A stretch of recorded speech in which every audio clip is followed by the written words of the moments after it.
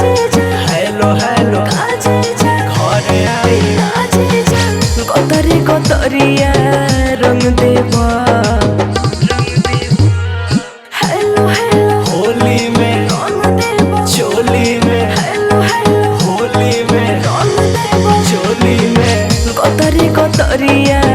रंग देवा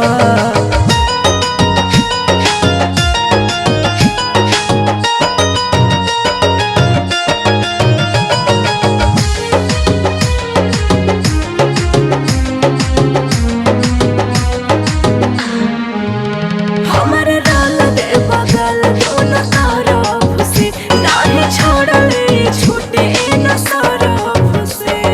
दीदिया मारे लगी तो सब सालियन में तू ही मशहूर बाड़ू हो, तोहके चाहिले हम ज्यादा तू ही दूर बाड़ू हो। रीस गइलू मिस गइलू रीस गइलू मिस गइलू चोलिया के चीज झूठ कर देवा हेलो हेलो घरे आई हेलो हेलो घरे आई